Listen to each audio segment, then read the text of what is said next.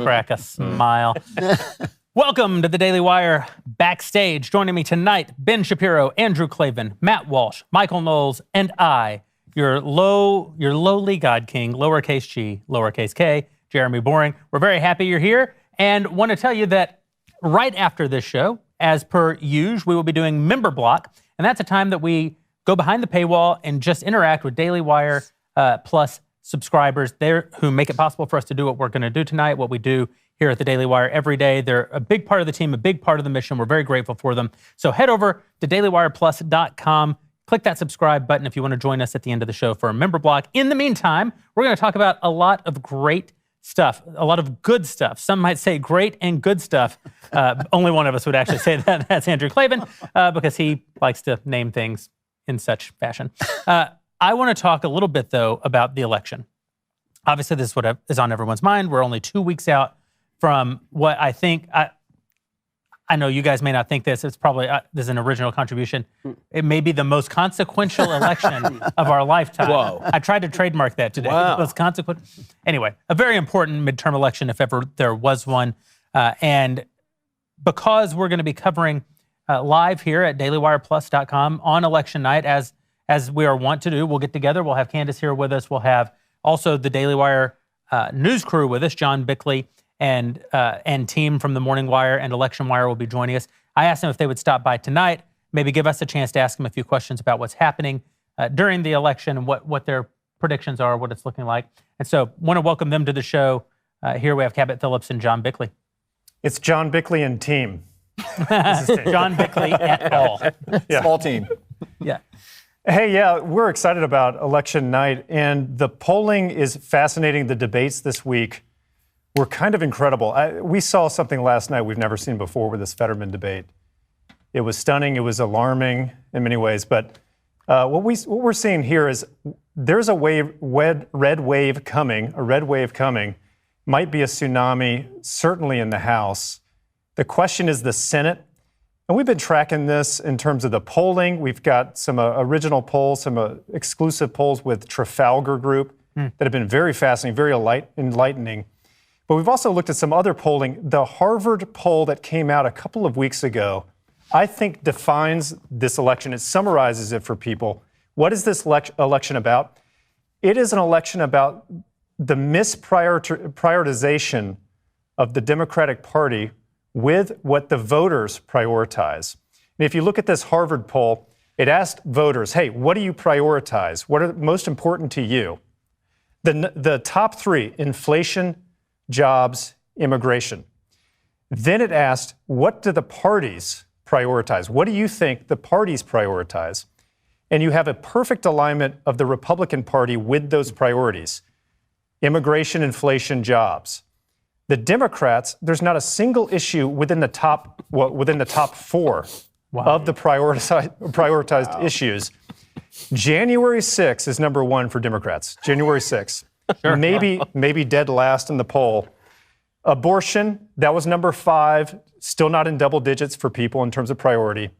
And climate change. Those were the top 3 for Democrats.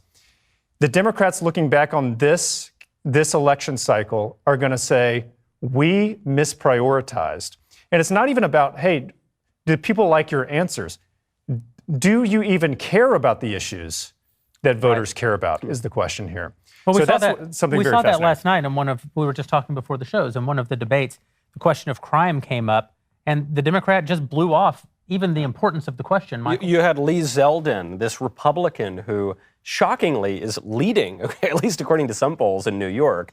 And I've worked Republican campaigns in New York. There are a lot of Republicans and conservatives in New York, and they almost never really make it over the finish line, especially at statewide races. Zeldin's doing very well right now over Hochul, and he kept hammering crime. And Zeldin has been almost the victim of some pretty serious crimes recently. And Hochul's response, of course, was, Lee, Why do you keep bringing this up? Why is this so important to you? Why do you care about putting people in jail? And I just think if you're a New Yorker, I don't care how blue you are, you got to listen to that and say, They're literally this lady pushing has no people in front of subway trains in New York City. I mean, crime is a massive issue in New York, and Hochul blew it off like it was nothing. You saw this, by the way, across the board. There's another debate that people aren't paying attention to, which was the Tudor-Dixon-Gretchen Whitmer debate over in Michigan. And Whitmer was getting hammered over and over and over again by Tudor-Dixon on her handling of COVID. And this, to me, has always been the elephant in the room. You know, people are still really ticked, and they should be ticked about how they were handled by their local government during COVID. And the economy and inflation and jobs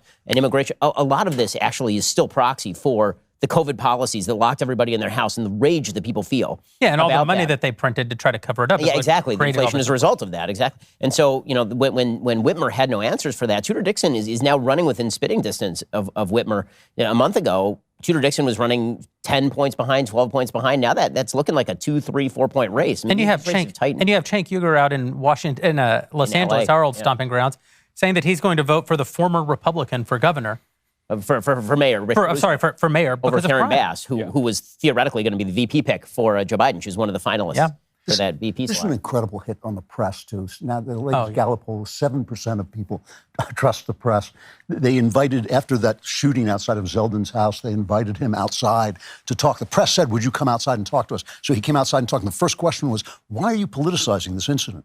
You invited me out here, you know, and the press just looks so clownish, trying to cover for these guys, trying to cover for Fetterman, who was falling apart. It's a real blow to them. And I think, like, nobody's paying attention to John Durham because he keeps losing these stupid little cases he's bringing. But he's destroyed the press in court and just shown how dishonest they are. And at this moment, they look just awful. There's a real worry, though, especially watching the Fetterman debate, obviously.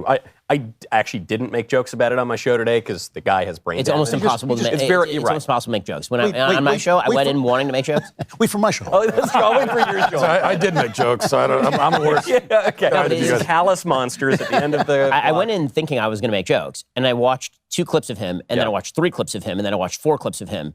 And suddenly it turned from this is comic into this is actually quite tragic. But he's also, my defense of making jokes is that he has put himself, just like with Biden, he's put himself in this position because of his thirst for power.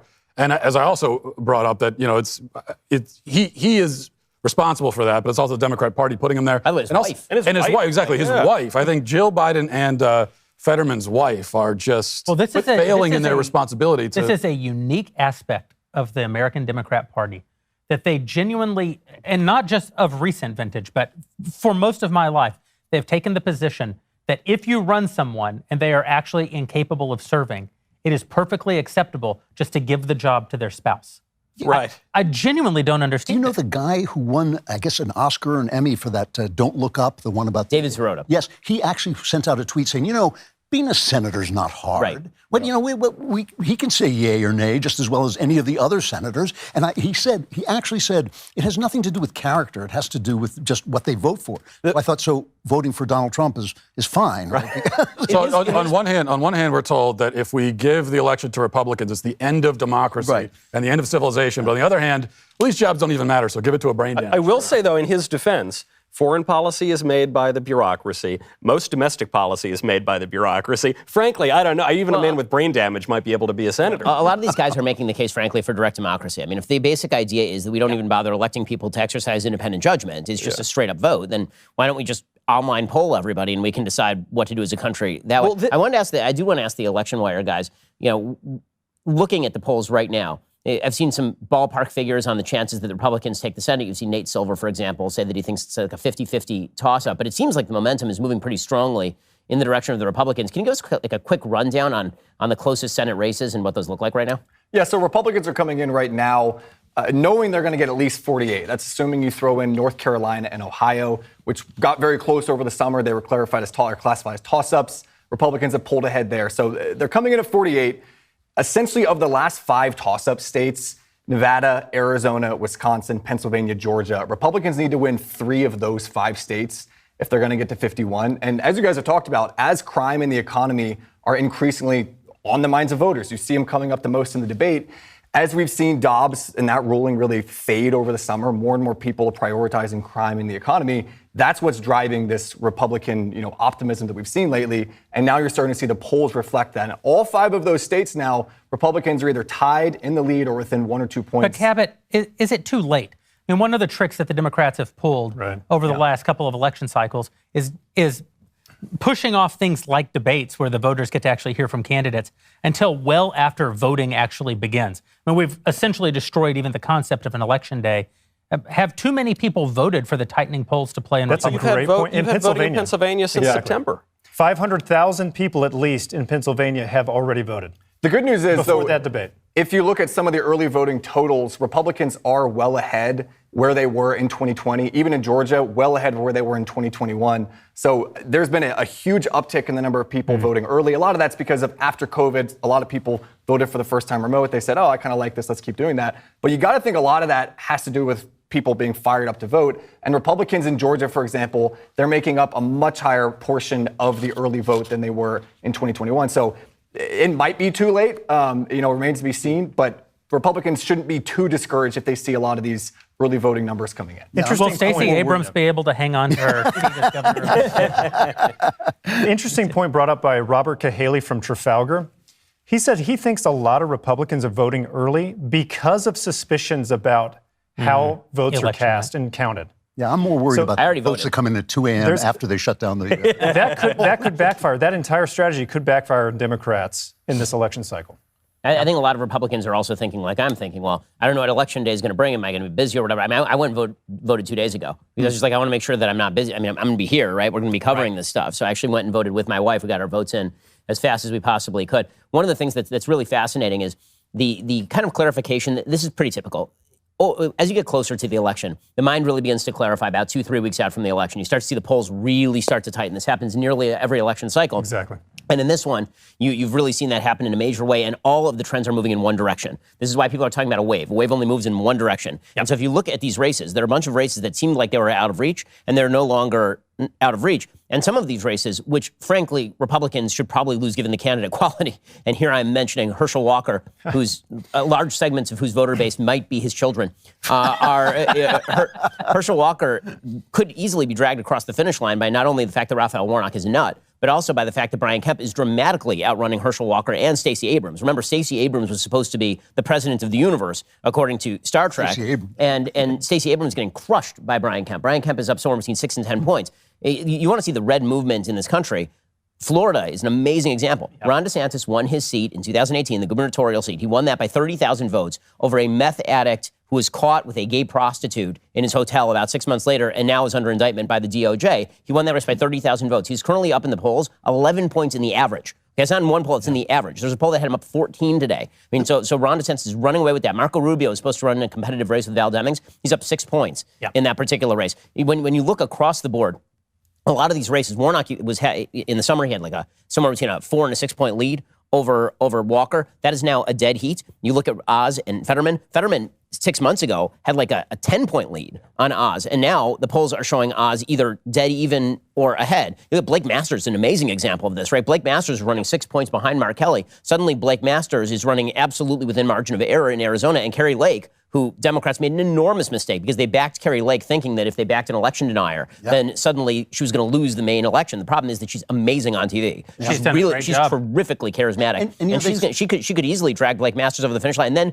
they're the unsung heroes, right? Adam Laxalt, people are now taking his seat for granted. That's in Nevada. By the way, Nevada's going to go Republican. It's going to have a Republican governor. It's going to have a Republican senator. Ron Johnson, he was expected to lose that seat. He's going to win that seat, walking away in Wisconsin. So now they're talking maybe Don Baldock is competitive against Maggie Hassan in New Hampshire. That race was supposed to be over. So when you see all the trends moving in one direction, it means you're going to start to see some weird people winning. And so what I'd be interested in actually from both the election wire guys and you guys, do you have any sleeper picks? And my sleeper pick is Zeldin over Hochul. I think Zeldin. Really? I think Zeldin's going to win that race. I think the reason I think that Zeldin's going to win that race is because you look at New Hampshire, at New Jersey.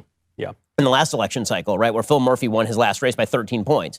And suddenly, Schiaparelli, like nobody even knows how to pronounce his name. He comes within a whisker of almost beating Phil Murphy in that race. Who in New York is enthused to go vote for Kathy Hochul? Who? I mean, nobody even knows who she is. No one ever has voted for her. That's exactly right. She just keeps, she's run out of spots where she can inherit them because somebody can't keep their pants zipped. Like, there's literally no one, until now, it was like she was in Congress and now she needs to elevate. So whoever is above her has to gain that seat because the guy can't keep his pants zipped or he gets involved in a corruption scandal. Same thing with the governorship. Well, now there's no place to fail upward to. So, I think Zeldin is going to outperform in that race. She just has nothing at all to offer the voters. And this is, I think, the problem for Democrats in general is that they only have ideology to run on. They run entirely on ideology, but most Americans are not ideological. It's people always talk about, well, what's the kitchen table issue, but really it's what are the things people think about when they first wake up in the morning? And you see there in that poll there, it's like people think about, how they're going to feed their kids. They think about, am I safe or is my family safe? Whereas for Democrats, it is abortion. It's January 6th. And this is the big argument that they're selling in the New York Times is what's wrong with you people? You should be voting on principle instead of filthy, Did you see Matthew Dowd? lucre. Yeah, it's hilarious. Matthew Dowd was the greatest. He said, people worried about inflation is how Hitler came to power. If you don't want to be poor, you're basically a Nazi. Hitler coming in off the top rope in that particular tweet. I mean, my goodness, you didn't see that one coming. Like a guy came into your office looking for a job, and he said, I'm going to bankrupt your company and destroy all your people, but I believe in abortion. I've got a sleeper race. Yeah. And it's also New York. I think New York 17, there is a very good chance that Sean Patrick Maloney loses to Mike Lawler. I agree. That happens to be my old district. It's redistricting changed the numbers. I was on the race where Maloney won for the first time. He's a very good candidate. That's why he was a Clinton guy. That's why he became the head of DCCC. I think he's weak there right now. I think Lawler's run a good campaign. The Republicans are obviously doing very well in New York right now.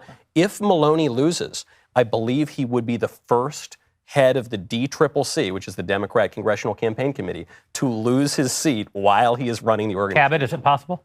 It's absolutely possible. And it's interesting also when you look at the DCCC, Michael, as you bring up, one of the best, kind of full circle moments that we've seen this cycle came from them. They sent an internal memo to all of their House candidates around the country. Right. And they said, in 2020, defund the police absolutely killed us. We have to run away from that. Find a former sheriff, find a current police officer, get someone in law enforcement to cut an ad for you saying that you support law enforcement. Wow. That's an internal memo they sent. As far as other sleeper races go, though, I'm looking out at Oregon. They have not had a Republican governor in 40 years. That's the longest drought of any state in the entire country. Two things right now seem to show that a Republican's going to win. First off, the current Democrat outgoing governor, Kate Brown, is the least popular governor in the entire country in polling. Her protege is the Democrat nominee, Tina Kotek. She's hugely unpopular in the state right now, but she's the nominee. Also, there are three major candidates on the ballot. Betsy Johnson is running as an independent. She's a lifelong Democrat with a huge name recognition in the state. She's polling 10 to 20% of the vote away from the Democrats. And then you've got the Republican, Christine Drazan. She's in the low 40s, high 30s. But that's enough to win this race because there are three serious candidates. Oregon could have a Republican governor. One other interesting note there, Phil Knight, the founder of Nike, famously hates Kate Brown, the current governor. He has donated now $3 million to the Republican Christine Drazan because he wants the Democrats out of power in Oregon where he has the Nike headquarters. And then there's Michigan. Michigan was not in play. It is now in play. Tudor Dixon within 3. I think Ben maybe mentioned this. Gretchen Whitmer was ahead by 17, 18 points just 2 months ago. That race is within 3 in a lot of polls. That's no one a deserves shocker. to lose more than Gretchen Whitmer. No. Yep. And Guys, this is interesting. You've been talking to voters on the street. Right. Tell us what they're thinking. This has been really enlightening. And again, we talk about, the polls, we listen to other pundits. The people on the street is all that matters. They consistently, again, the pattern is amazing. What are your priorities? That's what we ask them. What do you care about most? What do you think's going wrong in this country? And it's crime, and it's the economy, inflation, all the different iterations of the economy answer you can imagine. Almost none of them responded with abortion. That's the number one issue. And you looked into those numbers. Democrats are sinking in tens of millions into the abortion messaging. Almost none of them have responded that way. It is the economy, it is crime, it is immigration. We consistently hear that. We actually have a little reel for you guys if you want to listen to some people from the street that we talked to from all over the country. Let's tee it up. Well, I think fentanyl's number one for me, obviously. It's the economy and then crime. So I live in Philadelphia. Crime's very important. So I'll rank crime number 1, women's issues number 2, inflation number 3. No doubt, the border. The electrical cars, they're pissing me off. And also inflation as well. I mean, I'm not made out of money. I don't think anybody is. Securing the border so drugs and anything else that's coming across that's not legal doesn't come across. There's not enough batteries, technology to cover that many electrical cars. You can't do away with gas cars. You can't. Everything is through the roof. The economy, the border, and getting the Bidens locked up. John, Forgot to mention the Biden's getting locked up. Yeah. But those are people from all over the country. That's not just people from Nashville. That's people from all over the place. Yeah. You hear really consistent themes there. John and Cabot, thank you guys for the work you're doing over at Election Wire, and we look forward to seeing you here with us again on election night. We do too. Thanks. Oh, I'm doing this? Yeah. Say, fellas. This reminds me of ExpressVPN. Doesn't it? What if there was someone out there who kept a log of every single thing you did, every minute of the day? I think that would be pretty creepy. But what if I told you that's exactly what happens every time you go online? Your internet provider is allowed to store logs of every website you've ever visited, and you can legally sell this data to anyone. That's why I always use ExpressVPN. ExpressVPN reroutes your internet connection through their secure servers so your internet provider can't see or log what you do online. Many of you might be wondering, well, if I'm routing all my data through a VPN, then doesn't that mean that the VPN can see what I'm doing and log my data instead? Very clever, you're right to think that. Many VPNs claim to have a no logs policy, but they've been caught logging customer activity anyway. ExpressVPN was the first major VPN provider to engineer all of their VPN servers to run in RAM. This makes it impossible for their VPN servers to store any data, including logs of any ExpressVPN customer. You don't have to take my word for it or ExpressVPN's word for it. ExpressVPN is so confident in their no logs claim, they even had one of the biggest assurance firms audit their technology. It's no wonder that The Verge named ExpressVPN the #1 VPN in the world. Stop letting people keep logs of what you do online. Visit expressvpn.com/backstage right now and find out how you can get 3 months free. That's expressvpn.com/backstage. expressvpn.com/backstage to learn more. Matt, that was smooth. Wow. Yeah. So enthusiastic. Like butter. I did tell them that I don't think I should be doing any of the ads, but they forced me to do it. So I'm going to give you the opportunity to redeem yourself since we obviously just lost an ad sponsor. And that's by talking about the unbelievable event that you hosted here in Nashville last week to end child mutilation. I think everybody out there knows that you've been the leader in this battle over the last several months. The work that you've done in exposing Vanderbilt Hospital here locally, the work that you've done in trying to organize legal opposition to that in the state legislature and governor's office. I think that it's really heroic work. But this event is something unique. We've never, as a company, been a part of anything quite like it. And I happened to be out of the state at the time and wasn't able to be there. I really wanted to hear from you. What was the experience like of assembling, maybe 3,000 people, and speaking to them about what I think is one of the most important issues of our time? Yeah, I haven't been a part of anything like that either. I don't think anyone has, because there have been sort of disjointed efforts across the country by people to organize rallies, but there hasn't been anything quite to this size or scale. And so going into it, I know I was certainly nervous because it's a gamble. There's a risk that if you're planting your flag and saying and calling your shot and saying we're going to have a big rally and we're going to speak out, and then only 300 people show up, then it tells, it sends exactly the opposite message of what you want to send. And we are working at a disadvantage as conservatives because, first of all, we don't have any of the institutions on our side. The media is not going to advertise for us. But then also, conservatives in general just aren't as eager to get involved in activism. They don't know how to do it quite as much. They don't have the systems in place. And they don't want to risk their reputations and their jobs. I mean, there are consequences. And they have jobs to begin with. Yeah. So there's all of those things you're worried about. And so that was my concern going in. I thought we would get a good turnout. I was hoping for 1,000 and show up there on the day of. And we had police estimate, well, if you listen to the media, we had hundreds that showed up. But the police estimate that we had about 3,000 that showed up. So it Awesome. it exceeded my expectations, and it was just the crowd out there they were very passionate. It was we hear about diversity from the left. It was a very diverse crowd of it's hard to peg well. Was it a younger crowd, an older crowd? I think it was just a wide variety of people. Most of them were local, just people in Nashville or in Tennessee that came out, and of course the left showed up too. And it was kind of interesting because I've been to other rallies before. I've been to plenty of them, and in my experience at rallies and marches and that sort of thing, there's a section that they say, well, if you're a counter protester, you go here, and then if you're a part of the actual event, this is where you go. But at this event, for whatever reason, they were allowed to just it's on government property, so First Amendment. So they were allowed to come into the crowd, and the counter protesters, they came right up to the front. They had bullhorns and sirens and everything. Wow. But it didn't matter. It didn't derail any of the speeches, and I think in the end it actually helped us because they were outnumbered 20-1, but also it just showed this incredible contrast between these kind of normal, everyday Americans who are concerned about protecting children versus these crazies with these vulgar, disgusting signs screaming incoherently into a megaphone. I think it was a really helpful contrast. I saw the video clip of the counter protester with the bullhorn literally screaming in a woman's face. Like, yeah, it's not, I don't think it's an exaggeration to say it could have done damage to this woman's hearing. Like, what are you trying to prove at that point?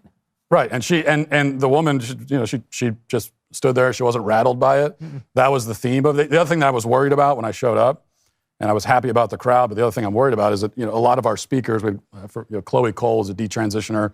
She's 18 years old, not a professional public speaker. Right. And so my concern is, well, going up in front of this crowd with people screaming in your face, are you going to be able to handle that? But all of our speakers did a phenomenal job. You also didn't only have conservatives and Republicans. As I saw, I was also overseas, but I saw the pictures and video.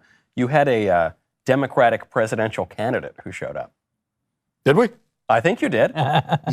Tulsi Gabbard. Former Democrat. Former Democrat, former president. Well, former Democrat, but at the time she ran. Now she's independent, but Tulsi Gabbard came and gave a great speech. Of course, Senator Marsha Blackburn, we had our state legislators. And the other thing we wanted to accomplish, of course, with the rally was we want to send a message to the country that this is a movement and that people care about this. But the other practical concern is to send a message to our state lawmakers that you have to follow through on getting this law passed because the people in the state care about this. Yeah. And the message, I can tell you, I talked to the lawmakers after the fact and before, and they were just blown away by the crowd. They hadn't seen anything like it before. So I think it achieved exactly what we Well, I haven't spoken to you about this, but I spoke to a lobbyist here in the state who said that not only are they highly confident that the state will take legal action and that Tennessee will be a leader in the nation of stopping this because of the work that you've done, but that in the wake of your coverage and in the wake of this rally, they've also heard that Alabama is taking steps to go ahead and get ahead of it and outlaw this horrible practice of castration and mutilation of children in the name of radical trans ideology too. So I think it's unbelievable work that you're doing, and I want to point out that when you see the Daily Wire doing these things, when you see us suing the Biden administration to stop the vaccine mandate, when you see us, putting out this unbelievable content like Candace's Greatest Lie Ever Sold, George Floyd and the Rise of BLM, or What is a Woman, when you see us being able to put these events like your in-child mutilation event on, it really is in no small part because of our members at Daily Wire Plus, who in a very real way have made an investment in the Daily Wire's ability to do the things that we do, that I think it's fair to say no one in my lifetime in the conservative movement has had an operation akin to ours, which is a for-profit, growing, thriving organization that is also highly, highly effective. And in some ways, that's like saying, there's always that New York Times headline that's like crime decreases despite increasing gun ownership or whatever, like crime falls despite increasing gun ownership. Right. It is because the Daily Wire is a for-profit company that we are so effective. The reason we're doing more than any organization in the conservative movement has done in the last 40 years is because we're driven by business principles, because our economic lives depend on us continuing to be successful, continuing to deliver for our audience, and in particular, the part of our audience that subscribes, or the part of our audience that becomes members. And that means giving them unbelievable content, but it also means giving them unbelievable accomplishments missionally. I think that is part of the actual value proposition for the people who become members at Daily Wire Plus. They're saying, yeah, we want new content from Jordan Peterson. Yeah, we want Member Block. Yeah, we love What is a Woman? It's an awesome documentary. Yeah, we also love that you fight. We also love that not only do you fight, but you win. We also love that you guys, instead of being in that sort of nonprofit cycle of lose, bitch, repeat, lose, bitch, fundraise, repeat, you seem to be more in the cycle of win, tell us about it, ask us to trade value for value, and then go win again. And so I think this is just... It's amazing. And I think it's also important to juxtapose what you were doing and what we as a company have been doing with what the White House is doing. Because I think people, there's a whole group of people out there, many people on the right, who do not understand the nature of the battle. And this has been a historic problem with the Republican Party. It's been a historic problem with conservatives. That conservatives shy away from what they think are the hottest battles. They think that it's too scary. If we invest in these battles, it's going to make us look mean, or it's going to make us look cruel. And the natural outcome of that is that the left keeps pushing and pushing and pushing and transgressing until there's nothing left to transgress. And one of the things that happened this week at the White House is what I think is the most morally perverse thing I have ever seen at the White House, which is a hell of a statement, because I've seen a lot of moral. I mean, I wasn't there for Bill Clinton and Monica, but this was in many ways worse, honestly. Yeah, like the White House swimming pool during JFK was gave Clinton a run. There's some pretty bad stuff, but in terms of the ideological immorality of what we saw at the White House this week, I'm not sure it's ever been surpassed. So there is a person, for those who missed it, named Dylan Mulvaney. Dylan Mulvaney was a former Broadway star, was in Book of Mormon. Yeah. And Dylan Mulvaney started a TikTok series after becoming lonely during COVID and starting an Instagram, or a TikTok rather, in March of this year, started a process of transition, declared that he, in fact, was a she, and started doing a series called Day Blank of Girlhood. And so it was Day 1 of Girlhood, Day 2 of Girlhood. And these videos are absurd. I mean, they're absurd. They're stereotypical. They are, somebody called it woman face. It is woman face. It is mockery of women in the name of women. The Day 1 is this man dressed up in a woman's outfit and speaking in a high-pitched voice, talking about, I cried 3 times today, and this is what makes me a woman. On day 1 of being a woman, I've only been a woman for 1 day, and I cried 3 times today. And then we have this person cutting videos about how he walks around in very short shorts that demonstrate his manhood, and how people are staring at him because of this, but he's going to normalize that on behalf of the trans community. Okay, so this person has a series of ad contracts with a bunch of different makeup companies, ranging from CeraVe to MAC to Ulta. And this person did an interview with another gender non-binary person for Ulta. Then went viral because Dylan Mulvaney in this says, I know now that I can be a mother. Spoiler alert, you can't. You're a dude, ain't no way, ain't gonna work. The White House invited Dylan Mulvaney to the White House to interview the President of the United States. The President of the United States, who will not grant an interview to reporters, like to actual people who do this for a living, because the President of the United States can no longer speak words out of his face hole. But this person did invite Dylan Mulvaney. So Dylan Mulvaney is sitting there and asks the President of the United States, this is a man dressed as a woman, pretending to be a woman, asks him about exactly the issues that Matt is talking about. Asks the President, what do you say about all these states that are attempting to ban what they call gender-affirming healthcare, which is one of the great euphemisms of all time? Gender-affirming healthcare, for those who have not watched Matt's documentary, the short version is socially transition a kid, sterilize a kid, mutilate a kid. That's the gender-denying care. It's sex-denying healthcare. It's sex-denying healthcare. And the President of the United States says it is immoral, not just illegal, immoral, to deny any kid this sort of care. Immoral. He said this from the position of the White House to a man dressed as a woman.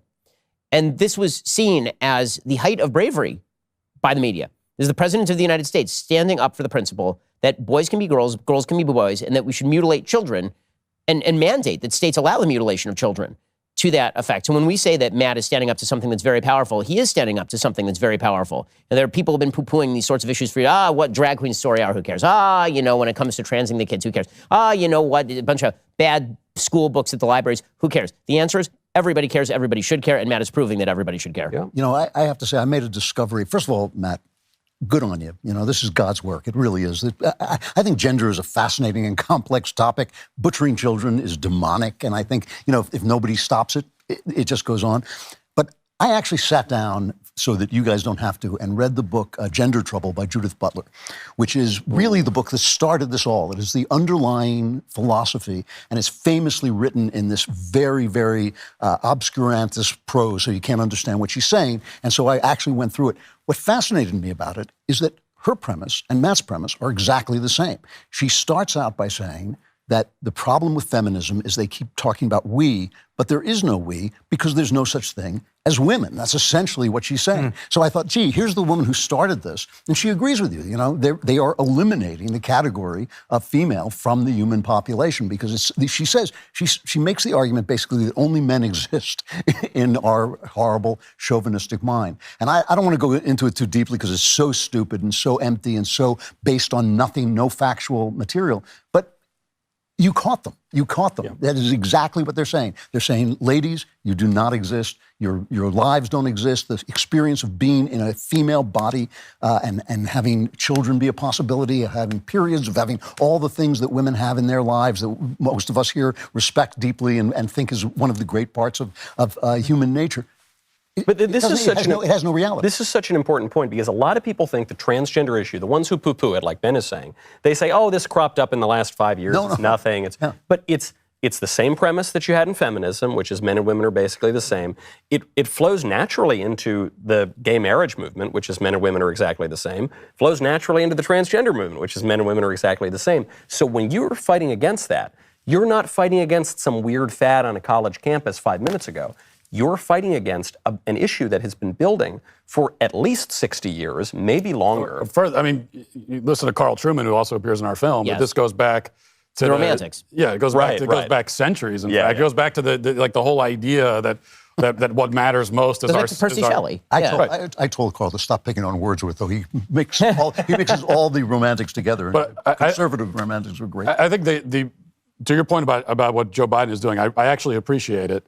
Because it's like we're a team now. We're working together. Because he is showing that the fact that this guy, first of all, you got this guy who decides he's going to become a woman, and a few months later, he's got corporate sponsorships. He's invited to the White House to speak on behalf of women.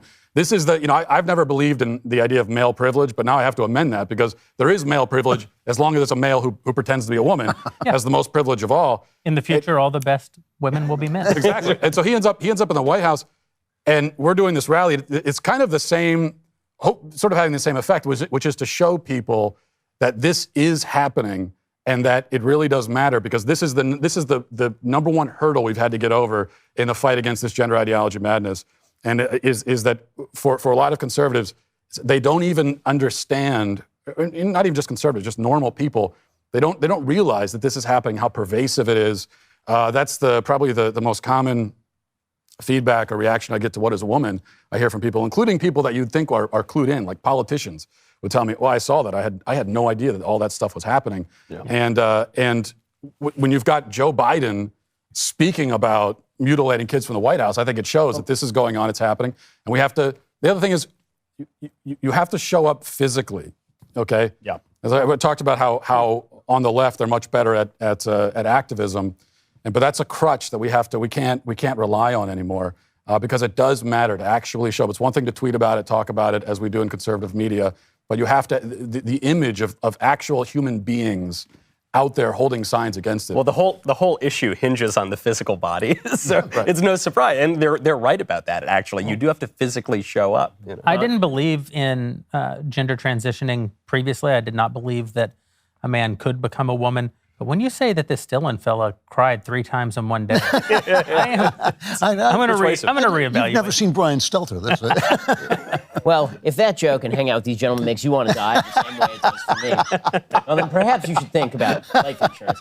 We all hope we'll never need life insurance, but mortgage payments, childcare, other expenses don't just disappear once you plot. Life insurance through your workplace may not offer enough protection for your family's needs. It won't follow you if you leave your job. Since life insurance typically gets more expensive as you age, now would be the time to buy because literally tomorrow you're going to be older than you are today. Policy Genius gives you a smarter way to find and buy the right coverage for you and your family. Policy Genius was built to modernize the life insurance industry. Their technology makes it easy to compare life insurance quotes from top companies in just a few clicks to find your lowest price. With Policy Genius, you can find life insurance policies that start at just $17 per month for $500,000 in coverage. And Policy Genius has licensed agents who can help you find options that offer coverage in as little as a week and avoid those unnecessary medical exams. They're not incentivized to recommend one insurer over another. You can trust their guidance. There are no added fees. Your personal information remains private. No wonder they have thousands of 5-star reviews on Google and Trustpilot. Your loved ones deserve a financial safety net. You deserve a smarter way to find and buy it. Head on over to PolicyGenius.com, click the link in the description, get your free life insurance quotes, see how much you could save. That's PolicyGenius.com. Again, PolicyGenius.com, and get the life insurance you and your family deserve. You know, there is one additional point that I wanted to make when it comes to, I think why so many people don't know what's going on with the trans issue. They look at it and it's so weird and it's so bizarre and it's so strange. And people look at this and they say, because it's weird and bizarre and strange, it must not be happening. They literally cannot believe that it's happening. And that is because it is an outgrowth of an ideology that nearly everyone has bought into, but they didn't realize what the consequences of that ideology were going to be. And that ideology is essentially, this is Truman's point, that identity is to be found in the sexual pleasure instinct, and anything that inhibits it needs to be destroyed. And because we as a society have bought into that so much, that what we are is just the sexual instinct. What we are is our feeling inside. And literally all of our modern literature is written on this basis. All of our movies are made on this basis. And my favorite examples of this are all the Disney movies, where it used to be that when it was Pinocchio, it was about how do you learn to do your duty so you can become a real boy. Yep. And now every movie is how do you find your inner bliss so that you can truly be free? How do you buck society's conventions in order to truly be yourself? Because we've all bought into that model, we never saw this coming. And so when people actually take that to its logical extreme, which is you ought to celebrate however I feel. And if I feel like something that is absolutely counterfactual, you should still celebrate it, and it's a denial of what makes me me, then people are shocked by it. It's like the lights suddenly go on. And what makes it even harder is that in order to root that out, you can't just root out this particular issue. You have to root out the entire ideology. You have to actually start to see identity in a way that we have not seen identity in the West for solidly 100 years. You have to go back to fundamental principles about what makes human beings and what makes human beings fulfilled. And that's something that many people in the West are just incapable of facing up to. Because again, when you spend all day, every day thinking about how do I feel and what will make me feel better, which is what we are trained to do from the time that we are small kids. I mean, it's Brave New World. We are trained to do this stuff from the time that we are tiny kids. This is what C.S. Lewis called the great movement of internalization, because once you lose contact with the idea that there is a spirit in whose image you're made, there's nothing but what's inside you. And so it becomes, Eros becomes the most powerful thing. I mean, this is Freud's point, right? I mean, he's part of it. He's a big part of it. Exactly. And so, there's something that I've started to do, and I want to do it more, and that is reterm what I think the left is now. They've been calling themselves progressive falsely for generations, and what they really are is transgressive. All they are is transgressive. All they want to do is tear down all of the standards, all of the institutions. They want to transgress. The transgression is the point. Everything has to be torn down, and it has to be torn down so that you can be liberated on the inside. And the destruction is not it's not the bug, it's the feature. What's another simpler word for transgression? Well, sin would be. I have to tell you, Ben, they're the transgressives. I hate to give you this great compliment on the air. That's so good, and it's so much better than we used to say. They're not the progressive left; they're the regressive left. They're not regressive. And it's like, by the way, when you use regressive, you're granting the progressive point, which is there's a back end. But transgressive, that's it, because you're saying there is an objective moral reality here, and these guys just transgress it every step of the way. And that's the goal. The goal is they must destroy. And you see it, by the way, in literally everything. I mean, I know later on we're going to talk about what happened at this art installation, but I mean the destruction is the point. The destruction is and they have to. And by the way, they have to train the kids, right? It's important to train the kids in transgressive mentality, because you can't take a normal human being and tell the normal human being who hasn't been brought up in that transgressive mentality that it's good to destroy all the things that person relies upon. You have to take kids who are tabula rasa and don't understand any of the institutions, and you have to tell them that their greatest happiness is to be found in joining the mob and tearing things down. It's not. Like, you wonder why they're doing Drag Queen Story Hour. Why are they targeting the kids? Why can't they just do it for adults? Because they can't do it for adults. Yeah. The whole point is that they are building an entire generation of people who are going to engage in this. When we talk about grooming, it's not grooming for sex. It's grooming for ideology. The idea is you're going to ideologically groom kids so that they are part of a group of people who celebrate you. And by the way, they openly say this. You remember there's a video that came out not all that long ago, a couple of years ago, actually. I think it was the San Francisco Gay Men's Chorus. You remember this one? Yes, we're going to make it. They put out a video. They say, we are going to make your kids gay, right? And they do a whole song song talking about how we're coming for your kids. Yes, we're coming for your kids. And then they took it down because it was too close to home and people noticed what they were doing. They said the quiet part out loud. And they said, yes, we're going to make your kids fair and we're going to make your kids tolerant and we're going to build a better world on the bodies of your kids. And that's what's going on here. And we are, when you talk about how we're conditioned to accept a lot of the premises here, I think also conservatives have a condition to accept this trump card of, well, if it makes me happy. And if someone says, well, it makes me happy, then the conditioning is that, well, then, okay, if it makes you happy, it makes you happy. This is one thing, filming What is a Woman and going around to cities all across the country and talking to people about these issues. That's one of the most common responses that we heard, is just that, well, this is what I believe, but if it makes somebody happy, then they should be able to do what makes them happy. And, I had a moment at our What is a Woman screening, our most recent one, which was a Wisconsin-Madison, where I was talking to a young man who's transitioning to, try to become a woman. And he said that, well, I take this medicine and it makes me happy. And that's supposed to be the trump card that we're supposed to back away from. Of course, I tried to explain that, that's not actually happiness. It's not happiness, but it's not the goal of life. It's not the goal of life, but it's also not the goal of medicine. Medicine, the point of medicine is not to make you happy in the moment. It's your overall wellness, your overall well-being. It's to treat what is actually wrong with you. And there's nothing wrong with your male essence. That's who you are. But what the left has also done is they've played a wonderful trick here, which is they said in the 60s, the personal is the political, right? This is one of their big slogans. How you act personally is an action against the man, right? If you decide to buck the patriarchy by engaging in premarital sex or extraneous sex or alternative forms of sexual arrangement, this is bucking the patriarchy, right? The personal is political. And then you say, okay, well, if the personal is political, then I don't like your politics, and I don't like that, and I think that that's wrong. And they say, well, how dare you attack me personally? Why would you do that? Why? You're attacking my happiness. And the answer is, I don't care about what you do personally nearly as much as I care about what society says about what you do personally, right? You change the rules of society, and that's what makes the difference, right? This was always the argument about gay marriage. The argument about gay marriage was always, what do you care if two men get married? How does it affect your marriage? How does it affect your life? And the answer is, that marriage doesn't affect my life. How society decides what is a relationship that is worth upholding and cherishing, and what a society decides is not worth upholding, that does change marriage. Marriage is the fundamental political institution. Correct. It's a fundamental political institution. That's right. And when it comes to the rules of the road, who makes the rules of the road matters an awful lot. And conservatives have run away from this, I think, in the name of sort of a value-neutral libertarianism. Right? When the left wasn't quite so crazy, you could make the argument that a neutral space was going to be enough.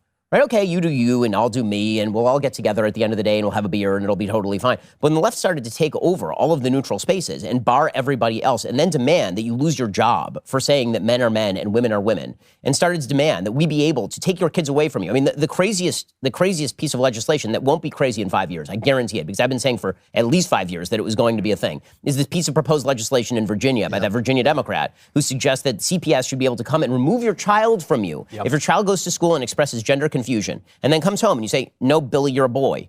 That CPS should be They're doing that in Canada, right? 100%. And by the way, this will be common practice in the United States within the next 5 years, in California, in New York, in New Jersey. I'm calling my shot right now. That's conversion therapy. I mean, the thing about this is, though, so much of this has to do with the press, because it's hard for me to even pick on Republicans who are, after all, politicians. This is what they do. That's their profession. They're politicians. Their basic goal is to be loved and reelected. They're surrounded by this press. And if you're in D.C., you are literally surrounded by this press that is telling them that they are bad people if they disagree. And so if they say, well, the economy is not working, if they say, well, this is more practical, you've got to put criminals in jail, they can get away with that. But if you say, you know what, you can't change from a man to a woman, the press, as one, sits on their heads and say, you are evil, and they break. But this is where the crowd matters. So the perfect example of what Matt's doing right now, you're basically, what you're doing is on a new issue. What you're basically doing is what the pro-life movement did in the aftermath of Roe, right? Because in the aftermath of Roe, if you actually look at the constituency of the party, there's pretty broad spectrum overlap in terms of abortion. There were a lot of pro-abortion Republicans. There were a lot of pro-life Republicans. There were some pro-life Democrats at the time, right? And pretty quickly, the political incentives started to change and they started to realign. And suddenly, you could not be a pro-choice Republican. This was not something that was considered widely acceptable. And for the Democrats, it was the opposite. You could not be a pro-life Democrat. You can't name a pro-life Democrat today in the Democratic Party. And what you're doing out there is performing the political function of what you should be doing, which is politics is not about electing the right people. Politics is about making the wrong people do the right things. And that starts with changing the incentive structure. And that starts with the public pressure campaign. You think any of these politicians 5 seconds ago cared about school boards? You think any of these politicians 5 seconds ago cared about Vandy? You think any of these politicians 5 seconds ago cared about the transing of the children? They didn't even know about it, right? It's because people wake up. And that's the job of what Matt's doing. And we're proud to sponsor a lot of that work here at Daily Wire. But Matt being out on the front lines and all of us talking about this stuff daily, raising the awareness of people who then go to their politicians and say, you best do something about this or we will turn your ass out of office. That's what's going to change. And then it is about the family, too, because what is the basic thing that people will show up for? They will show up for their kids. And mothers especially, I think, will show up for their kids, and that's why they want mothers parents are terrified of what's happening to kids, especially parents that send their kids. There's no way to overstate this. This is. I mean, parents are. I talk about people wake up in the morning worried about. For a lot of parents, I think millions of parents, this is probably number one even before the economy. I agree with you. They might say, in a poll or something that people name the economy. And it is something people care about. Well, because they still don't actually think about their kids as a political topic. So when you go to someone and say, what's the most important political issue? They don't associate the feelings that they have about their kids. But I will tell you, it was a massive factor in me personally moving my family out of California. Yeah. I said to my wife, in 10 years, it will not be possible to raise my kids religious and traditional in the state. It is not going to be possible. Plus, you'd be a target. You personally. Oh, 100%. I mean, but even if I weren't, I just don't think that the left is going to make it livable. I don't think the transgressives will allow tradition to exist. Again, the entire basis of transgressive philosophy is that tradition is bad and must be torn down. There's another area where the right has sort of lost its way, and that is we lost even the language to defend tradition. The language to defend tradition used to be really simple. You see it, by the way, like I was just in Israel. One of the things that you see from people who have not spent a lot of time with sort of the West, and here I'm talking about Sephardic Jews from places like Morocco, right? Israel is broken down to Ashkenazic and Sephardic. You have the people from Eastern Europe who tend to be a little bit more high income than you have the people who are from the Arab areas. So the people from the Arab areas are fairly new immigrants, like in the last 50, 60 years. They moved to the state of Israel because the state of Israel is only 73 years old. And so a lot of them, if you even ask them this stuff, they would look at you cross-eyed in the same way that the Kenyan tribesmen were looking at you when you asked them about this stuff. Like, what in the world are you even... And if you ask them, can you justify to me why what you're saying is true? They would look at you and they would laugh. Yeah. Right? They wouldn't try to give you some sort of secular humanist explanation for why what they're saying is true. They would look at you and they would laugh. And by the way, that is the proper response of a human being to absurdity, is to laugh at the argument. Mm-hmm. But we have lost the capacity in this country to laugh at the argument, specifically because we have said that it is no longer good enough to just say, listen, my tradition says, and it's a tradition that's worked for several thousand years, that what you're saying is stupid. Right? You're not allowed to say that anymore. And so what you end up with is this bizarre situation where huge swaths of the West have no language to even discuss these issues. So Jonathan Haidt gives a really good example of this in The Righteous Mind, right? He says, go to a college campus today and ask college students, is there anything immoral about a man going down to the grocery store, this is his example, not mine, going down to the grocery store, buying a frozen chicken, bringing it home and copulating with the frozen chicken? And if you ask most college students, they will say no, it's a victimless crime. There's nothing immoral about a man copulating with frozen chicken. If you ask most people of every other culture on planet Earth, they'll say, of course there's something wrong with it. There's something wrong with him. What in the actual world? But we've lost the language in the West to be able to just say that. And we've lost the bravery in the West to say that. This is the thing that they're doing. It's actually an act of idolatry, as Barfield would point out. What they think is by changing the map, they can change the territory. There are structures of language that we use. Language is a rude tool. It's not an exact tool. Language is a rude tool with which we try to describe what our experience of life symbols is. to and they describe think, it. We can destroy the language, and therefore we've destroyed the reality, which of course is exactly the definition of idolatry. The fact is, there's certain words that are primary words. Man and woman are two of them. Good, evil. God is one of them. There's nothing to compare it to. Republicans, conservatives tend to find, well, a woman is this, a woman is that. We all know what a woman is. It's beyond language. Every single, my little grandson knows who mommy is and who daddy is, and that mommy's a girl, and that. They don't have to be taught that. They know it. They absolutely know it. There's no way to basically argue this. You just have to say, you're an idiot. And laughter is exactly the right reaction. There's a great concept. I mean, that's such a great point. I remember when I was a little kid, and I asked my dad, I said, Dad, I was probably 3 years old. Dad, I remember it clearly. The difference between a boy and a girl, right? The boys have short hair, the girls have long hair, right? He said, there's a little more to it than that. But it didn't matter. My definition was just as good as any other, Exactly. And there's this great concept that Leon Kass, the great bioethicist at UChicago, makes, which is he describes the wisdom of repugnance, to use John Haidt's example of going home with the chicken, or many other examples. There was just one that cropped up in the press the other day, and they said, why would it be wrong for two siblings, let's say the two siblings are the same sex, twins, to have an incestuous relationship? Because they're twins, there's no risk of procreation, no worry about inbreeding babies or anything. Yeah. Well, yeah. What's wrong with that? And for most people, spur of the moment, they probably wouldn't give you the rational explanation for why that's wrong. Not saying it can't be done, but they wouldn't give it to you. But we have something which is a wisdom of repugnance, and that carries a hell of a lot more weight than some cockamamie answer from a man in a dress talking to the president on air. But it's interesting if you read Jonathan Haidt, because there is this movement, this evolutionary biology, where they say, oh, all this evolved and created. The fact that when you smell something disgusting, you suddenly think it may be immoral. They think, well, this just evolved. It would be the moral sense in that case would be the only sense that we've evolved that refers to nothing. Our eyes refer to things that you can see, our ears refer, the moral sense refers to morality, an actual thing that is actually there. And Jonathan Haidt is interesting because he makes the argument, basically, that it's all evolved, but something in him stops, which is not true of Paul Bloom, I think his name is. It's not true of him. He calls evolution the origin of good and evil in his book, which is nonsense. But Jonathan Haidt stops and says, there may be something to this. There may be something to this repugnance, and I think that's the only logical, sensible way to behave. Yeah, that's absolutely true. And, something I always consider very moral is, for my beautiful wife to come back and spend the night in my bed, in our marital bed. Now, I'm not inviting you to my marital bed, but I'm inviting you to a similar bed when you check out Helix Sleep, okay? Please don't knock on my door, but you can have your very own. That's right, baby. You can have a great night's sleep with Helix. You got to go check it out. They have got... I've had Helix for, I think, 2 years now. They've got several different mattress models to choose from. Soft, medium, firm mattresses. Mattress is great for cooling you down if you sleep hot. Mattress is great for spinal alignment to prevent those morning aches. Even a Helix Plus mattress for plus-sized sleepers. Are you nervous about buying a mattress online? You don't have to be. Helix has a sleep quiz that matches your body type and sleep preferences to the perfect mattress for you. Why would you buy a mattress that was made for me? Buy one that's made for you. If you're looking for that mattress, here's where you go. HelixSleep.com/Backstage. You take their 2-minute sleep quiz, find the perfect mattress for your body and sleep type.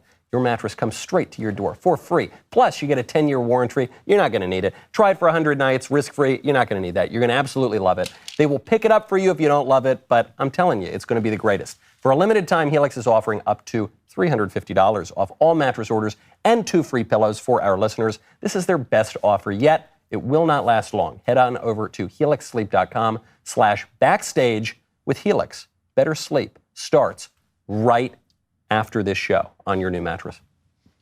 That was the best one of the night, I guess. Stop it. Come on. Bravo. I thought mine was better. You would. 2 of our compatriots aren't with us tonight. Candace is off baptizing her child in the UK. I think you were with her briefly. In fact, I would. You know why I got picked for Godfather? Tell me why. It's not. You're the Godfather? I'm the Godfather, actually. You know why? So some people think, You're Sicilian. That's why. That's obvious. It's not the Catholic thing. It has nothing to do with it. It's so that I can grant favors on the day of my goddaughter's wedding. Yeah, that's fantastic. And of course, Jordan Peterson not with us, although he was with young Spencer Klavan in Athens 2 weeks ago, and he was with the 2 of us in Israel the week before that, and that an unbelievable experience. He jet sets more than any human. He is crazy. A force of nature. And right after this show tonight, we will be releasing our new special with Jordan, the first episode of our new special on marriage. I'm really excited about our project with Jordan. We announced in June that he was joining Daily Wire Plus, but we didn't have a lot to show for it. We had that first special, which is a tremendous piece of work, Dragons, Monsters, and Men. And we had his podcast and members block. Okay, that's great. He was doing, the podcast pre-existed us, so, we're very happy to have it, but it's not like something that Daily Wire brought to the table. Between now and the end of this year, which is only 2 months hence, we're going to be releasing so much incredible, premium, exclusive Jordan Peterson content that has never been seen before or can't be seen anywhere else. People aren't going to believe the body of work that we're putting in, that we're going to be putting into the world. Starting tonight with the first episode of Marriage, we have an incredible special coming out with Jordan on vision an incredible special that he shot in Athens on depression and anxiety and how to face those demons. We have, I can't even talk about all of it because it's not my place. Some of it is his to announce, but I think it's fair to say that by 8 weeks from today, there will be, 20 hours or 30 hours of premium exclusive Peterson content that we've been working on since June. We're really excited to bring to bear. I'm thrilled about this one because on the night that we announced that Jordan was joining us at the Ryman, we had an unbelievable conversation about marriage. I think it's something that our audience really responded to. We've gotten so much great feedback about it. So we asked Jordan just to expand on the issue, and he did so in this 3-part special on marriage. You can get it tonight right after the show if you're a member at Daily Wire Plus. Again, our members are what make it possible for us to make really premium content like this marriage special. And so they'll be able to watch this tonight. You can head over to dailywireplus.com, click that subscribe button. And I brought here for sort of a world premiere. I hate that Jordan isn't with us for it, but we're going to get to see the first minute of the special that's ever been released right now. What grows you up? Responsibility, sacrifice, a vision of the future. And so people grow up when they get married, and it's probably better to get married when you're young, because then you grow up. If you're still an adolescent by the time you're 40, you're a creep. You're the sort of person that you don't even want to be around. So you don't want to be the oldest person at the frat party. That is not pretty. There's something rotten about that, and I mean in that contemptible sense. It's something that's overstayed its welcome, man. And, people are willing to forgive your immaturity when you're 22 or 23 or 28 maybe, or even 30.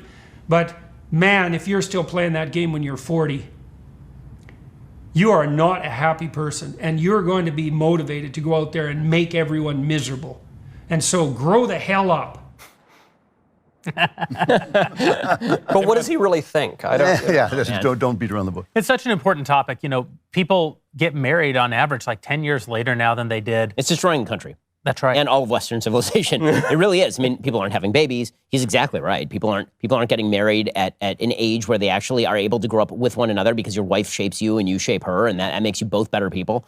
I mean, when I married my wife, I just turned 24 and she was 20, and we've spent our lives growing up together, right? I mean, now I'm 38 and she's 35, and that's a long time to spend. I mean, half her life, basically we've spent together, and that means that you grow and you change and you have experiences, and then you bring kids into the world, and that radically changes you even more than just the marriage did. And when Jordan says that if you're 40 and single, you're blowing it, he is cutting directly against the grain of all current conventional wisdom, which is the best thing that you can do is delay marriage until you make associate at the law firm working 2,200 hours. Well, now they say grow up and then get married. And in the past, they said get married and grow up. So that you can grow up. So my dad used to make a point about this. He used to say, people would ask him about when to get married. And he said, well, or how to find the right person. And what he always said is you have to make the decision to get married before you find the right person. Because if you didn't make the decision that you wanted to get married, then the right person could come along and you could just pull them out of the water. You actually have to make we live in a society where we sort of decide the opposite. It's like, I'll fall in love with the person, and then we'll have sex, and then maybe 4 years down the road we'll get married. We've completely reversed the polarity and the order of events. Look at the sitcoms from the 90s versus the sitcoms from the 60s, right? In the 60s it was, you fall in love, you get married, you have sex. Now it's, you have sex, and then it's really hard for you to say if you fell in love with the person, right? That's like the big move in a sitcom now is, did you fall in love? And then you never get married. I mean, marriage is so passe. Well, marriage is the series finale. There's another aspect of this, which is that as we delay the onset of adulthood, the left also wants to reduce the age of things like voting. I don't think 18-year-olds today should be able to vote, is the honest truth.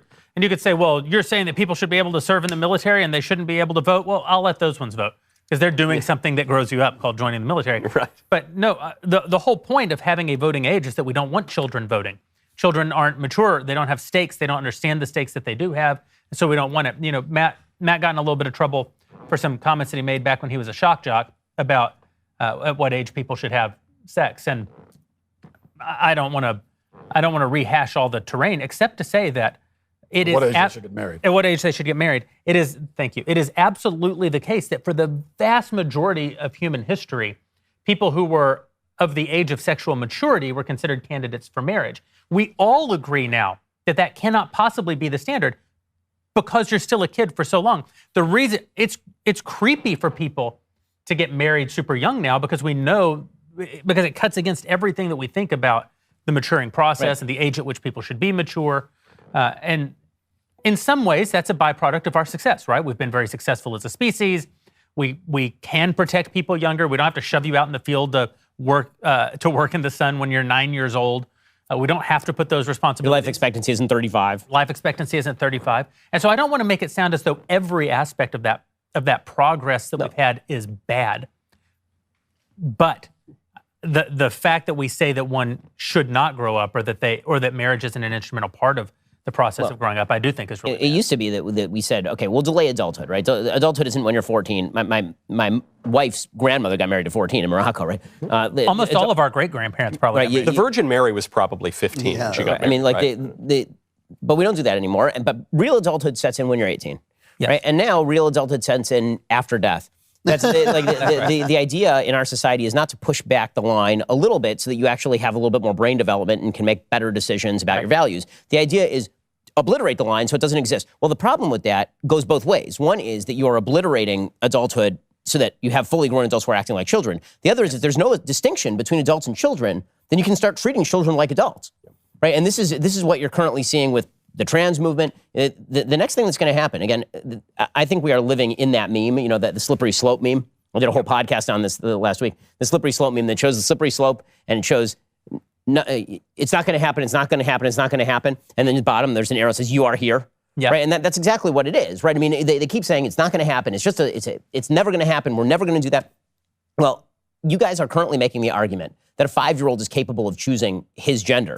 So I'm going to need you to explain how it's okay for a 5-year-old to choose his gender for the rest of his life, but that child is not capable of sexual choice. Somebody. Like by the way, I don't think a child is capable of either. So I'm consistent. So I'm asking you, why don't you be consistent? Explain to me how kids are able to consent to chopping off their dicks at the age of 16, but they're not able. What you're saying is that we're on the verge of the moment when the left tries to say that children can engage in sex with adults, essentially. Yes, I mean, and what they're going to do is it's happening also. By the way, that very movement. 100%. And what it'll start with what they've already started to do, which is sort of these Romeo and Juliet laws, right? It'll start with it's okay for a 15-year-old to have sex with a 13-year-old. What's really the problem? And then it'll be, is 16 so bad? And then I was like, what is 18 so bad? I mean, just why I disagree with you about grooming. I think they are grooming children for sexuality. That is their definition of identity. Well, but is it that you're disagreeing, or you're discussing the two sides of the very same thing, which is you're describing the physical enactment of it, and you're describing the metaphysical version of it. But the whole point is, they're kind of the same, I mean, they're kind of intertwined. By the way, what you talked about growing up in a marriage is doubly important because you're growing up with a woman. Yes. I mean, I married my wife like most people marry their wife because she was hot, she was beautiful, she was fun, she was smart, she was all those things that really attracted. But it wasn't till about 10 years after we had been together when I started to think like, for the first 10 years, I was thinking, well, of course, she has no capacity for reason. I don't understand a word she said. But then I kept noticing that she was right a lot of the time when she, and I couldn't understand it. And I started to think, she's actually seeing the world from a different point of view. And that is like putting on those red and blue glasses that suddenly turn the world into 3 dimensions. You suddenly become one flesh, one person, and you see things in a new and deeper and richer way. And that, to me, transforms everything. Yeah. Because, I'm never going to stop being a guy. She's never going to stop being a girl. She's the girliest girl I know. I'm a very guy-like guy. But now I live in a unity of male-female that actually transforms everything into reality, into a reality you don't see before. And the other advantage of getting, it's kind of like is marriage the cornerstone of adulthood or the capstone? And the advantage to it being the cornerstone of young adulthood is that, as you said, you're building a life together, an existence together, as opposed to let's get married when we're 35 or 40, and now I have all of my own stuff. Everything is mine. I have my own life, my own money. This is all mine. And now you are coming into this thing that I have built without you. And by the way, all your own experiences and all the crap from your past, right, which you see really break up marriages. People come in with all these terrible experiences they've already had with members of the opposite sex, and then they get married. And they're already heavily shaped. And that's why we hear so much about, at the root of a lot of divorces is money. And I guess that's the case. But for someone like myself, I got married young. I can't even imagine why that would be the case. We don't have any money issues in my marriage because all the money, I make the money, but it's our money. It's in a joint bank account. Like it was in a joint bank account literally the day we got married. And I'm also aware because I have, as I've been growing and building my career and all that, I've had my wife with me, and none of this would have happened without her. So it's very clear to me One of the things I love this best, is something by the way, we did together. well, for I think all of us. So I think none of us were either rich or famous. Some of us are still not rich or famous. but for those of us who are both wealthy and famous, I think all of us were married to our spouses long before we had any of those things. Yeah. And that is a wonderful thing. It's a wonderful thing. I mean, it allows you married a writer, like how crazy was that? Yeah, I mean, but the fact that your spouse can still look at you, and this is what you're saying, if the marriage happens late, this can't happen. The fact that my wife can still look at me as the person who, was 23 and just out of law school, and she can say, I see through all this crap, right? Like none of this makes a bit of difference to me. Right? The person who you are is not the person who the rest of the world sees. It's the person who I've known since long before you were that to the rest of the world. That's an amazing thing. It also gives you the ability to have somebody who calls you on your bullshit, which is like an actual real thing. Once you get, to a certain level of power, people just are really, really afraid to call you on your bullshit. And having a group of people, whether it's friends or particularly your wife, who's able to do that is vital. Because if you don't have that, you spin off the rails incredibly fast. Yeah. It actually didn't occur to me until you said that I think every single one of us got married relatively broke. Yeah. Or at least, you're right, I think every single one of us did. Totally. And it did, I have noticed too, that the harshest critic and kind of best shaper of my show is sweet little Elisa, where I'll have something that I'm going to do on the show or in a speech or something where I think it's absolute dynamite. And she'll Mike, it just doesn't work, Mike. I'm sorry. No, and I think no, but it actually. Nah, you're right. You're right. She's always right. That's kind of what we're talking about with Fetterman. Is that I think a good wife is your number one fan. She's rooting for you. She really believes in you and believes in your dreams and your aspirations. Because you're her number one fan, also. Right. Exactly. But she also, I think as men we need a woman to let us know when we're biting off more than we can chew, when we've hatched, because as men, we're going to hatch all kinds of crazy schemes and plans. I know that I do anyway. And you need a woman there because she could see that blind spot, and she's going to tell you, well, that's not going to work. Whereas I think for men, on the other hand, this is my gender stereotypical way of looking at it, is that, I rely on my wife to let me know when I've got some idea, some plan that's just like utterly self-destructive, it's going to destroy the whole family. But by the way, that last sentence is the key, right? That last part of the sentence, that it's going to destroy the whole family. Because my wife tends to think in terms of the effect on the family, right? As a man, my main thing is like, what is my effect on the world? I mean, I literally do that for a living. What is my effect on the world? What's my effect on society? What's my effect on the people who listen to the show? And so I'll try to overcommit. Okay, I want to get all these things done, right? I mean, there's so much to do before you die, right? You got to get out there, you got to travel, you got to change people, you got to do all this. And my wife will say, yes, but what about the kids? Yep. Like, do you want to be away for that night? Do you want to be able to put the kids in bed? Mm-hmm. Matt, I want you to finish that thought. Yeah, well, so I think on the other side, so that's what we rely on women for. I think on the other hand, as men, women will tend to get involved in, they might get involved in personal feuds and take things very personally and have a tendency to overreact in those sorts of situations. And that's where men can be the voice of reason and say, well, I don't think they really meant it like that. I don't think that's exactly what. Now, it doesn't mean that women are going to listen all the time, but I do think that's the kind of, we can both be the voice of reason and calm for each other in these different situations and see each other's blind spots. Well, we actually have an explicit deal with my wife, which is neither of us is allowed to be, we're not allowed to be grumpy at the same time. We have to take turns. We'll balance it out. I'll literally be like, it's my turn to be grumpy. I get to be grumpy right now. And she'll go, okay, all right. And then when it's time for her to be grumpy, then I'll say, okay, you know what? You're right. It's your turn to be grumpy. And you do need that balance. And again, the differences between men and women are not only beautiful, they are vital. And pretending that those differences are of no consequence whatsoever, and that other alternative forms of family structure are therefore equivalent in any way at all, they're different. They're different. I mean, there's no other way to put that. But this is why, I mean, to both of these points, this is why the personal is the political is so powerful. One, it obviously came from the feminists because women tend to be more personally focused. And traditionally, women took care of the private part of life, and men were more public-facing and were more interested in the political side. And so it's no surprise that the feminists would then seek to meld those two. But then it's obviously the case that the personal is the political. The country is just made up of people and of our personal lives. And so we think of marriage as being private.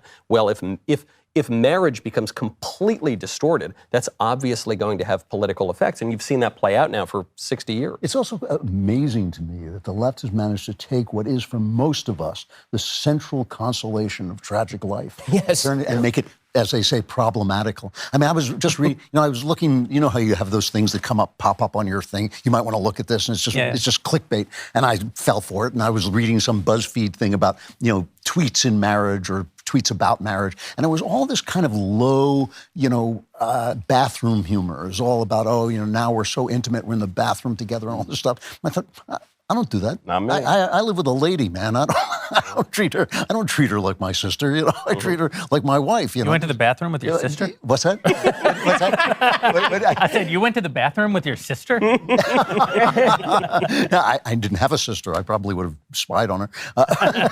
But no, I mean, this is actually the joy of every day that you are living with a woman, which is one of the fun, happy things of life. It's a celebratory thing. To your point too, because this came up in my in our members block.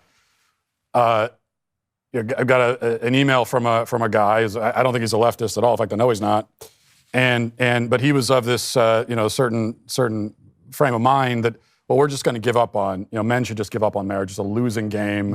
Mm-hmm. It doesn't work. It's the system's rigged against us. Go your own way. Family courts are rigged against us and all that. And then he reveals at the end that he apparently he was married and it didn't work out. And you don't have sex anymore when you get married. All this kind of stuff. And so he had a negative experience with it. He's projecting it on to everybody else, saying this is how it's going to be for everybody.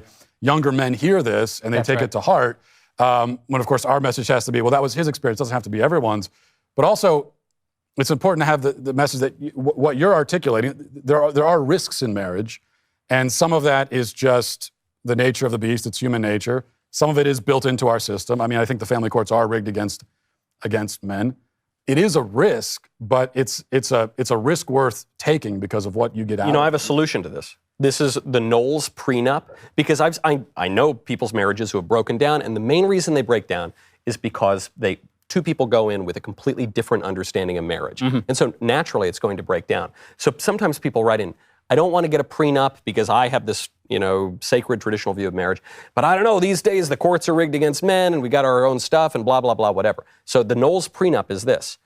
When you both have the same idea of marriage and you're both committed to it, you sign a prenup saying, okay, whoever breaks up the marriage, whoever wants out of the marriage, forfeits everything. Forfeits the money, forfeits the house, forfeits the kids, forfeits everything. Maybe you have a few exceptions and some kind of crazy, but domestic abuse, yeah. Domestic abuse or whatever, but you have these little carve-outs, but you say, okay, that's I think that would be a way to use the legal system that's rigged against marriage to help save marriage. Was always a contract. Right. Right? I mean, it's literally, in Judaism, what got me married is called a ketubah. It's literally a contract. It is framed. It is in my house. Okay, the ketubah is written in Aramaic, and it specifies things like my duties to her and her duties to me. And these things include providing for the family, a sex life, the basic things of marriage. But we've become so individualized that even the things that everybody understood were part of marriage are no longer considered part of marriage, right? Mm-hmm. Dennis Prager got himself in all sorts of hot water, I remember a few years ago, for suggesting that in a marriage, a woman has a responsibility to have sex with her husband. Oh my God, they did this to my sister-in-law, Caitlin.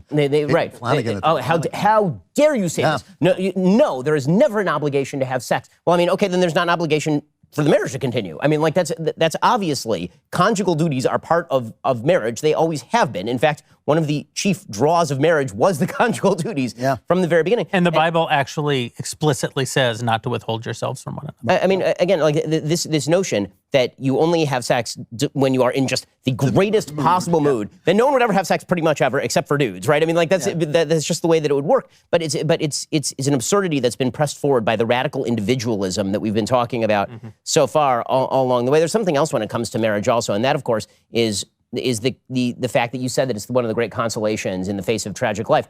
Well, the greatest consolation in the face of tragic life is marriage, because it produces children, which is the challenge to death, right? The way that you overcome death as human beings is you have future generations. And this is clearly laid out in Genesis. This is perfectly obvious. Okay, when you look at the story of Genesis, it's so beautiful, right? When you look at the very beginning of the book of Genesis, and it talks about a man shall leave his family and he shall cleave to his wife and they'll become one flesh.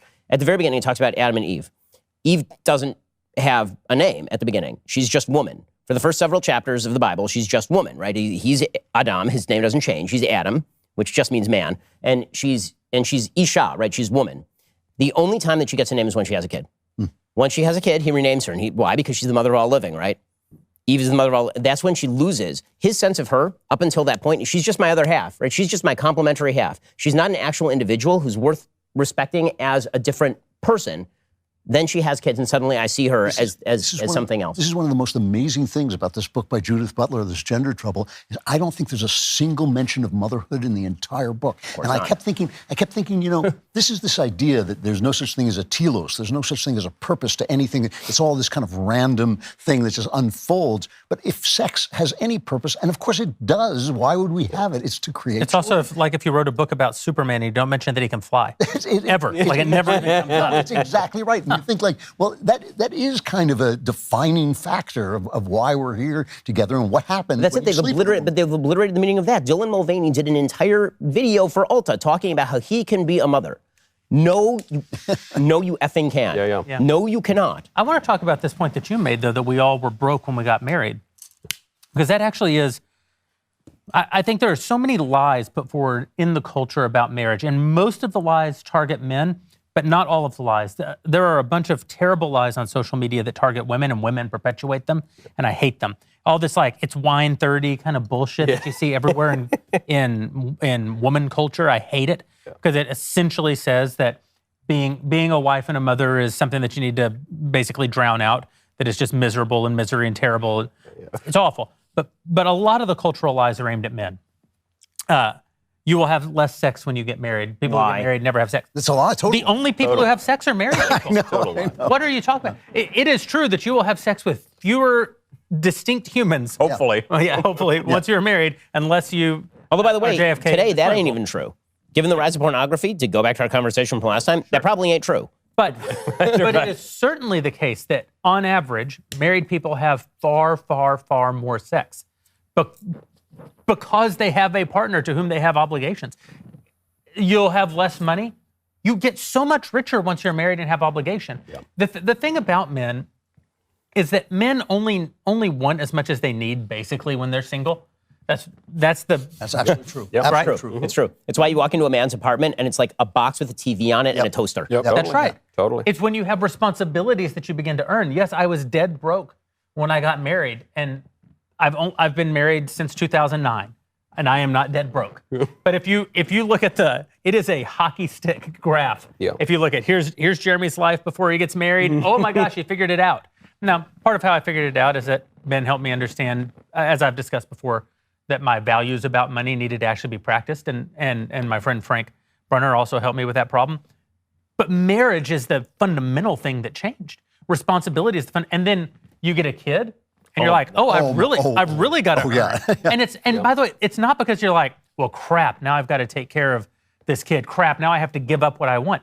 I had so many dreams in life. My dreams picked me up out of my small town. Yeah. They moved me west to a place that I'd never been. They dropped me in a city that didn't want me. They motivated me to grind it out, to work so hard. I couldn't figure out how to make money, but I worked so hard. I was so devoted to pursuing those things. All my dreams came true once I had responsibilities. It's not as though, I had to give up all my dreams and then go grind it out at the salt mine to provide for my kids. It's the exact opposite. Yep. I got to tell you, I was just talking to a young man, a very good-looking young man with a lot of money, single. Thank you. No. It was another very good-looking man. No. And he was telling me how you date today, and he has 10 apps on his phone, and he says if I don't have sex with a girl by the second date, it's not. And he was complaining about the fact that he couldn't find a wife. And I said to him, there was a point in my married life when I saw that the default for sex had become yes instead of no, which it was when I was young. The default was no. You convinced a woman and that changed. Now women have to work to say no. I said there was a point where I kind of envied young men for growing up in this sex-positive world where they could just have it anytime they essentially wanted.